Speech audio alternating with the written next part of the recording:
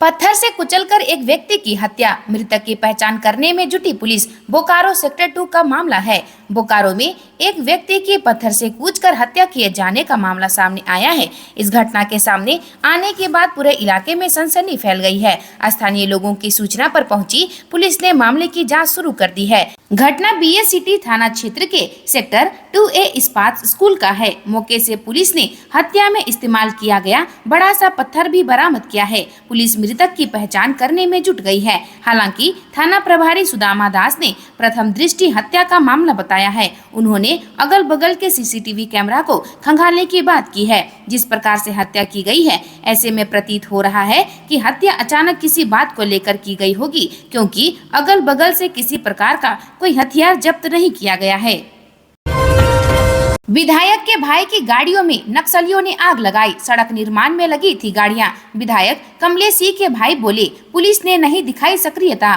पलामू में माओवादियों ने हुसैनाबाद विधायक कमलेश सिंह के भाई विनय कुमार सिंह उर्फ बिनू सिंह के गाड़ियों को जला दिया है। जलाए गए एक जेसीबी और 2 ट्रैक्टर सड़क निर्माण कार्य में लगे थे। सड़क निर्माण के बाद रात में सड़ैया में वाहनों को खड़ा किया गया था। घटना को बुधवार की देर रात अंजाम दिया गया। बिनू सिंह के अभय इंटरप्राइजेस द्वारा हैदरनगर के डंडीला गांव से हुसैनाबाद के सड़ैया रोड तक बनाया जा रहा था। यह 2 प्रखंडों को जोड़ने वाली सड़क है। इस क्षेत्र में पहली बार सड़क का निर्माण हो रहा है। माओवादियों द्वारा सड़क के शिलान्यास के बाद शिलापट को उखाड़ दिया गया था। संवेदक बिनू सिंह ने बताया कि माओवादी नीतीश यादव के दस्ता के द्वारा लगातार काम बंद करने की धमकी दी जा रही थी। पिछले साल दिसंबर माह में काम शुरू होते ही माओवादियों के धमकी के कारण सड़क का काम बंद करना पड़ा। 10 दिसंबर से काम बंद था।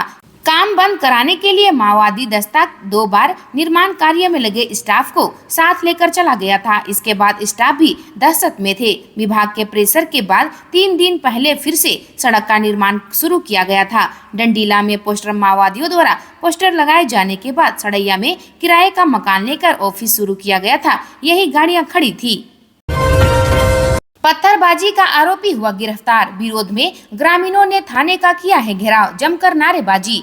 कचरा निस्तारण प्लांट निर्माण कार्य का विरोध करते हुए ग्रामीणों द्वारा पथराव किए जाने के मामले में पत्थरबाजी में शामिल रहने के आरोप में एक व्यक्ति की गिरफ्तारी के विरोध में काला पत्थर के ग्रामीणों ने आज चास मुफस्सिल थाना का घेराव कर दिया है। थाना घेराव कर ग्रामीण प्रशासन और सरकार के खिलाफ नारेबाजी की। थाना घेराव में महिलाओं की संख्या सबसे अधिक रही। पिछले मंगलवार के दिन काला पत्थर में नगर निगम के द्वारा कचरा निस्तारण प्लांट निर्माण कार्य का विरोध करते हुए ग्रामीणों ने पथराव किया था, जिसमें नगर निगम की गाड़ी और जेसीबी क्षतिग्रस्त हो गई थी। इस मामले में चास के सीईओ दिवाकर दुबे ने 10 लोगों को नामजद और 200 से अधिक अज्ञात लोगों पर मामला दर्ज किया था। इसी मामले में पुलिस ने देर रात एक आरोपी को गिरफ्तार किया है। गिरफ्तारी के बाद से ग्रामीण विरोध में उतर आए हैं। ग्रामीणों का कहना है कि किसी कीमत पर प्लांट नहीं बनने देंगे और प्रशासन इस झूठे मुकदमे को वापस ले।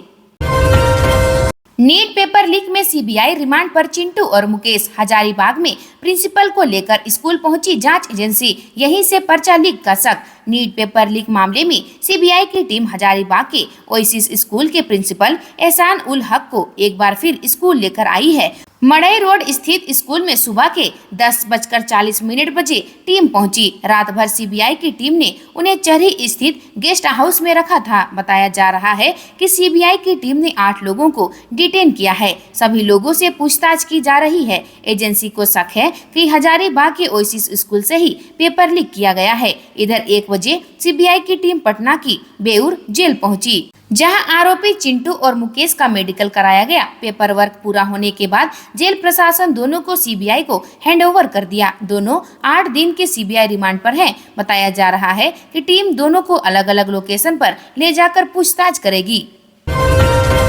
बीजेपी ने सोरेन सरकार के खिलाफ बना लिया प्लान। विधानसभा चुनाव से पहले होगा बड़ा खेल, ये है स्ट्रेटजी। राज्य विधानसभा चुनाव से पहले झारखंड भाजपा की तरफ से गठबंधन की सरकार के खिलाफ आरोप पत्र लाने की तैयारी की जा रही है। प्रदेश अध्यक्ष बाबूलाल मरांडी ने इसके लिए एक कमेटी का गठन किया है। भाजपा नेताओं का दावा है कि भ्रष्टाचार चरम पर है। आदिवासी क्षेत्रों में बांग्लादेशी घुसपैठियों ने समाज की जमीन को लूटने का अभियान चलाया हुआ है। अपने आरोप पत्र में भाजपा भाजपा भ्रष्टाचार और तुष्टीकरण के मामले को प्रमुखता से उठाएगी। इसके अलावा झामुमो के चुनावी वादे के मुताबिक पिछले 4.5 साल में युवाओं को रोजगार नहीं देने, परीक्षा में प्रश्न पत्र लीक जैसे आम लोगों से जुड़े मुद्दे भी आरोप पत्र में उठाए जाएंगे। भाजपा का मानना है कि संथाल परगना, लोहरदगा, रांची समेत कई जिलों में बांग्लादेशी घुसपैठियों ने आदिवासी समाज की बेटियों को फंसाकर उनसे शादी के जरिए सांस्कृतिक अतिक्रमण किया है। इसके अलावा आदिवासी क्षेत्र में जमीन की अवैध खरीद बिक्री भी हो रही है। अलकतरा घोटाला मामले में विजय तिवारी को 3 साल कारावास। ईडी को मनी लॉन्ड्रिंग केस में ऐसे मिली सफलता। ईडी के विशेष न्यायाधीश पीके शर्मा की अदालत ने अलकतरा घोटाले से प्राप्त 55.41 लाख रुपए की मनी लॉन्ड्रिंग करने के अभियुक्त messrs Kalawati construction private limited के निदेशक विजय कुमार तिवारी को दोषी पाकर 3 साल कारावास की सजा सुनाई है। उस पर 1 लाख रुपए का जुर्माना भी लगाया है। ईडी ने मनी लॉन्ड्रिंग के आरोप में वर्ष 2012 में केस दर्ज किया था। मामले में सुनवाई के दौरान ईडी के विशेष लोक अभियोजक शिव कुमार काका ने अभियुक्त पर लगे आरोपों के तहत अधिकतम सजा देने का अनुरोध किया था। अभियुक्त की कंपनी ने वर्ष 2007-2008 में पलामू में सड़क मरम्मत का काम लिया था। पथ निर्माण विभाग ने उन्हें बालूमाथ से हेरहंज पांकी रोड की विशेष मरम्मत का कार्य 1.32 करोड़ रुपए में दिया था। कार्य के एवज में विभाग की ओर से 1.02 करोड़ रुपए से अधिक का भुगतान किया गया। यह भुगतान अभियुक्त की ओर से जमा किए गए 13 चालानों के एवज में किया गया था। इनकी ओर से जमा किए गए 13 में से 11 चालान फर्जी पाए गए थे। इससे सरकार को 55.41 लाख की राजस्व क्षति हुई थी। सुनवाई के दौरान ईडी की ओर से कुल 18 गवाहों को प्रस्तुत किया गया। कई दस्तावेजों को भी चिन्हित कराया गया, जिसके आधार पर अभियुक्त को मनी लॉन्ड्रिंग के आरोप में सजा सुनाई गई। कैबिनेट विस्तार के साथ ही बढ़ने लगी कांग्रेस में नाराजगी। आदिवासी विधायकों ने खींची तलवारें। झारखंड में कैबिनेट विस्तार के चर्चाओं के साथ ही नाराजगी के स्वर भी उठने लगे हैं। चर्चाओं के अनुसार जो कुछ नाम आगे चल रहे हैं उनमें किसी आदिवासी का नाम नहीं है। अल्पसंख्यक और पिछड़ा वर्ग के विधायकों में से किसी एक को मंत्री बनाने की तैयारी से नाराजगी बढ़ रही है। कांग्रेस के एक विधायक ने कहा कि पार्टी के दोनों सांसदों को आदिवासी मतदाताओं ने जिताया है और अब आदिवासी नेताओं की ही अनदेखी ठीक नहीं होगी। एक आदिवासी विधायक अभी भी नई दिल्ली में कैंप कर रहे हैं ताकि मौका मिलते ही बाजी मार ले। राज्य कैबिनेट में एक और मंत्री पद कांग्रेस को मिला है और एक अन्य मंत्री को हटाकर किसी नए चेहरे को मौका दिए जाने की बात कही जा रही है। ऐसे में एक मंत्री अल्पसंख्यक समुदाय से और एक पिछड़ा वर्ग से होने की बात कही जा रही है। इससे आदिवासी विधायकों में सुगबुगाहट तेज है और वे अपने स्तर से लैंपिंग भी कर रहे हैं।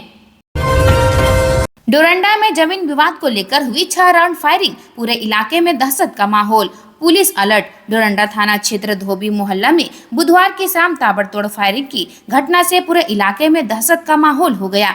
गोली चलने की घटना मिलते ही डोरंडा पुलिस और हटिया डीएसपी प्रमोद मिश्रा घटना स्थल पर पहुंचे और स्थिति को सामान्य किया। गोली मोहम्मद जावेद के घर पास चली है। हटिया डीएसपी प्रमोद मिश्रा ने बताया कि गोली चलने का आरोप मोहम्मद अली, आरिफ, शहबाज और अन्य लोगों पर है। घटना स्थल पर सीसीटीवी कैमरा लगा हुआ है। पुलिस सीसीटीवी का फुटेज खंगाल रही है ताकि गोली चलाने वालों के खिलाफ सबूत मिल जाए। पुलिस का कहना है कि जावेद और अली के गुट के बीच पिछले कई साल से जमीन का विवाद चल रहा है। इस घटना के पीछे जमीन विवाद का मामला सामने नजर आ रहा है। एक जमीन को लेकर दोनों गुट के लोग दावा करते हैं कि उनकी जमीन है। 20 डिसमिल जमीन को लेकर पूरा विवाद चल रहा है। पुलिस का कहना है पूरे मामले की गंभीरता से जांच की जा रही है। गोली चलाने वाले आरोपितों को नहीं छोड़ा जाएगा। मौके पर मौजूद लोग मोहम्मद अली पर फायरिंग करने का आरोप लगा रहे थे।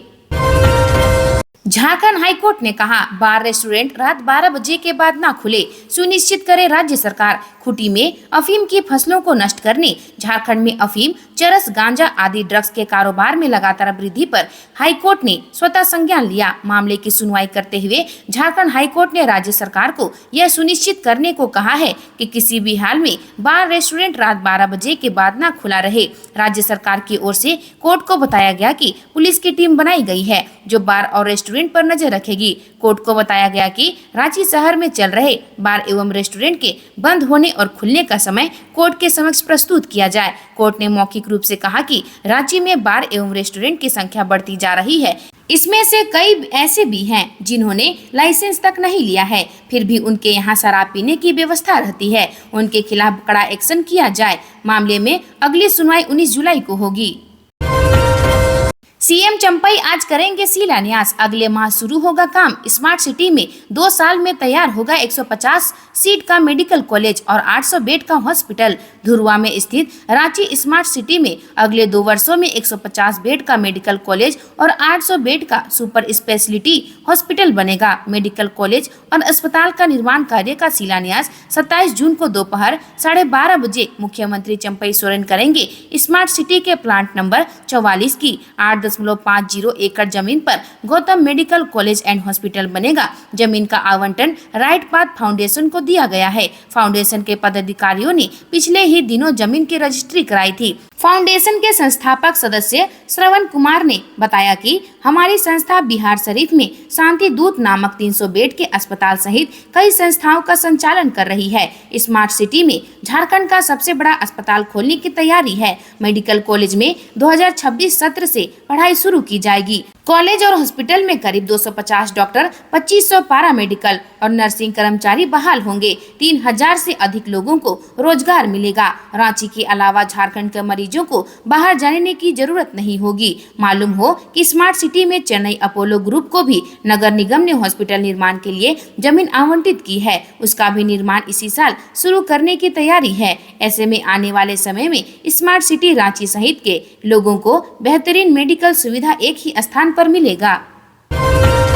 झारखंड में 2 दिन गर्मी से राहत नहीं। प्रदेश में 29 जून से मानसून का दिखेगा असर। 30 से पूरे राज्य में बारिश की संभावना। झारखंड में मानसून की एंट्री 1 हफ्ते पहले ही हो चुकी है। हालांकि प्रदेश में इसका असर देखने को नहीं मिल रहा है। राजधानी रांची समेत कई इलाके हैं जहां पिछले कई दिनों से बारिश नहीं हुई है। इस वजह से राज्य में उमस भरी गर्मी बढ़ गई है। बारिश न होने से प्रदेश के कई शहरों का तापमान भी बढ़ गया है। इस बीच मौसम विभाग ने आज झारखंड के कई जिलों में बारिश और आकाशीय बिजली गिरने की संभावना जताई है। इसे लेकर प्रदेश में येलो अलर्ट जारी किया गया है। बारिश के दौरान 30 से 40 किलोमीटर की रफ्तार से हवा भी चल सकती है। मौसम विभाग के मुताबिक आज राज्य के कई हिस्सों में हल्के से मध्यम दर्जे की बारिश होगी। कल और 29 जून को राज्य के कई हिस्सों में बारिश की संभावना है। 30 जून से राज्य में बारिश का और विस्तार होगा और राज्य के लगभग सभी हिस्सों में बारिश के आसार हैं।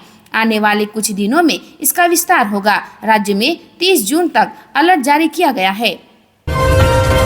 कल हो सकता है चंपई मंत्री परिषद का विस्तार। कांग्रेस झामुमो कोटे से बन सकते हैं 2 नए मंत्री। चंपई सोरेन के नेतृत्व में सरकार गठन के बाद से ही मंत्री परिषद के विस्तार को लेकर कयास लगाए जा रहे थे, लेकिन अब यह लगभग फाइनल हो गया है कि शुक्रवार को चंपई कैबिनेट का विस्तार हो जाएगा। सूत्रों के मुताबिक चंपई सरकार में 2 नए मंत्री को शपथ दिलाई जा सकती है। इसमें एक कांग्रेस और दूसरा झामुमो कोटे से हो सकता है। प्रदेश कांग्रेस प्रभारी गुलाम अहमद मीर ने मंगलवार को होटवार जेल में जाकर पूर्व सीएम हेमंत सोरेन से मुलाकात की थी। इस भेंट में दोनों नेताओं ने कैबिनेट विस्तार को लेकर चर्चा की थी और नए मंत्रियों के नाम भी फाइनल कर लिए हैं।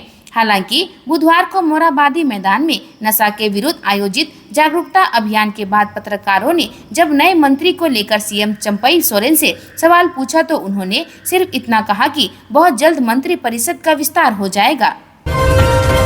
राजधानी के जलाशयों के संरक्षण पर झारखंड हाईकोर्ट की टिप्पणी। पेयजल के लिए पाइपलाइन बिछाने से कुछ नहीं होगा, पानी कहां से लाएंगे। रांची में जल स्रोतों के संरक्षण, 3 डैम, बड़ा तालाब, हरमू नदी की सफाई और उन्हें अतिक्रमण मुक्त करने को लेकर दायर याचिका पर बुधवार को हाईकोर्ट में सुनवाई हुई। इस दौरान कोर्ट में नगर विकास सचिव अरवा राजकमल, पेयजल स्वच्छता विभाग के सचिव राजेश शर्मा और निगम प्रशासक अमित कुमार उपस्थित हुए। नगर विकास सचिव ने कोर्ट को बताया कि रांची शहर में पेयजल आपूर्ति के लिए पाइपलाइन बिछाई जा रही है। नई पाइपलाइन के माध्यम से वर्ष 2026 तक 2 लाख घरों में पेयजल उपलब्ध कराया जाएगा। इसके अलावा वाटर और सीवेज ट्रीटमेंट प्लांट लाकर रांची के गंदे पानी की सफाई करके नदी में छोड़ा जाएगा। हाईकोर्ट ने तलख टिप्पणी करते हुए मौखिक रूप से कहा कि रांची में सिर्फ पेयजल के लिए पाइपलाइन बिछाने से क्या होगा, जल स्रोत नहीं रहेंगे तो पानी कहां से लाएंगे। 24 सालों में मानसून का सबसे लंबा इंतजार कब आएगा नहीं बता पा रहे मौसम विज्ञानी। पहले प्री मानसून और फिर मानसून की नाराजगी से धनबाद हैरान परेशान है। इस कारण गर्मी उफान पर है। मानसून की बारिश के लिए 24 सालों में धनबाद को कभी इतना इंतजार नहीं करना पड़ा है। वर्ष 2001 से 2023 तक के मानसून के आने की तारीखों को देखें तो सबसे देरी से मानसून साल 2018 में पाया था। तब 25 जून को मानसूनी बादल पहुंचे थे। पिछले साल मानसून के धनबाद में प्रवेश 21 जून को हुआ था। हालांकि इस साल पिछले 23 सालों की सभी तारीखें फेल हो चुकी है। अमूमन धनबाद में मानसून की एंट्री 10 से 20 जून के बीच हो जाती थी। मानसून के जानकार डॉक्टर SP यादव ने बताया कि पश्चिम विक्षोभ का असर खत्म होने के बाद ही मानसून के बादल यहां प्रवेश कर पाएंगे। पश्चिमी विक्षोभ का प्रभाव अभी भी धनबाद और आसपास बना हुआ है या अभी भी मजबूत स्थिति बना हुआ है और ऐसे में मानसून कब तक आएगा कहना मुश्किल है। मानसून बोकारो के दक्षिणी हिस्से में रुका हुआ है। वहीं मौसम विज्ञानी भी नहीं बता पा रहे कि आखिर मानसून कब आएगा। झारखंड का एक ऐसा गांव जहां जन्म लेते हैं सबसे ज्यादा जुड़वा बच्चे, डॉक्टर भी हैरान। माँ, ममता, मातृत्व, यह सब सृष्टि के अनमोल शब्द हैं और जब माँ की गोद में ललना खेलता है, पालने में झूलता है तो उस माँ का ममत्व आसमान छूता है। हर महिला का सपना माँ बनना होता है। ये उनके लिए एक सुखद एहसास होता है, मगर खुशियों में 4 चांद तब लग जाते हैं जब उन्हें जुड़वा बच्चे पैदा होते हैं। ऐसी घटना कुछ ही महिलाओं के साथ होती है। झारखंड के देवघर में कर्रो प्रखंड से 5 किलोमीटर दूर बेलकियारी एक ऐसा अनोखा गांव है जहां आधा दर्जन से अधिक जुड़वा बच्चे हैं। इतने जुड़वा बच्चे कैसे हैं और क्यों हैं, इस बारे में कोई कुछ नहीं बता सकता। कुछ लोग इसे खान पान का नतीजा बताते हैं तो कुछ इसे हवा पानी की देन को मानते हैं। हालांकि ये सिर्फ अटकलें हैं। इस गांव में करीब 190 परिवार निवास करते हैं। गांव की आबादी लगभग 1300 है। कहने को तो इस गांव की पहचान रसोइयों के लिए होती है। सालों से विभिन्न आयोजनों के दौरान स्वाद के सुगंध फैलाने वाले इन पुश्तैनी रसोइयों द्वारा बनाए स्वादिष्ट भोजन से स्थानीय गाँव के अलावा धनबाद, झरिया, गिरिडीह समेत बंगाल के लोग कायल हैं। जुड़वा लड़की व लड़के के माता पिता बताते हैं कि जब बच्चे छोटे थे तब उनको पहचानने में गलती कर देते थे। माताओं के साथ भी कई बार ऐसा हो जाता है। एक बच्चे को दूध पिलाने के बाद दूसरे के बजाय फिर पहले को ही दूध पिला देती है। गांव के कई लोग जुड़वा बच्चा होना ईश्वर के एक विशेष उपहार के रूप में देखते हैं। लोगों को मानना है कि स्थानीय आहार के कारण शायद जुड़वा बच्चों को गर्भधारण की संभावना बढ़ जाती है, जबकि अन्य लोग सोचते हैं कि यह यहाँ के हवा या पानी में विशेष तत्व के कारण हो सकता है। हालांकि अभी वैज्ञानिक रूप से कुछ साबित नहीं हुआ है। 2 केबल सस्पेंशन ब्रिज निर्माण का मामला, मंत्री का निर्देश। सीमाटोली फ्लाईओवर का निर्माण सितंबर तक हर हाल में पूरा करें। हकीकत, फ्लाईओवर चालू होने में 3 से 5 माह का समय लगेगा। पथ व भवन निर्माण मंत्री बसंत सोरेन ने बुधवार को सीमाटोली फ्लाईओवर निर्माण कार्य का जायजा लिया। उन्होंने निर्माण कंपनी L&T के पदाधिकारियों व इंजीनियरों से कार्य की स्थिति की जानकारी ली। पदाधिकारियों ने बताया कि अब तक करीब 73% काम पूरा हो गया है। रेलवे ट्रैक के ऊपर से प्रस्तावित केबल सस्पेंशन ब्रिज का NOC मिलते ही 2 से 3 माह में निर्माण कार्य पूरा हो जाएगा। इस पर मंत्री ने कहा कि सितंबर तक फ्लाईओवर के बचे हुए काम पूरा करे। उधर जब दैनिक भास्कर ने फ्लाईओवर निर्माण कार्य की पड़ताल की तो सच्चाई कुछ और निकली। 210 मीटर लंबा 2 केबल सस्पेंशन ब्रिज बनाने के लिए रेलवे को रोजाना कम से कम 8 घंटे का ब्लॉक लेना होगा। पथ निर्माण प्रमंडल ने रेलवे को ब्लॉक देने का प्रस्ताव भी दिया है। साथ ही केबल ब्रिज का डिजाइन भेजा है जो अब तक स्वीकृत नहीं हुआ है। सूत्रों के अनुसार अगले 10 दिनों में डिजाइन स्वीकृत होने की संभावना है। वहीं रेलवे रोजाना 8 घंटे का ब्लॉक देने को तैयार हो जाता है, तब भी केबल ब्रिज तैयार करने में कम से कम 3 माह का समय लगेगा। ऐसे में फ्लाईओवर चालू होने में 4 से 5 माह का समय लगेगा। आज के लिए बस इतना ही। मिलते हैं अन्य नई खबरों के साथ में। धन्यवाद।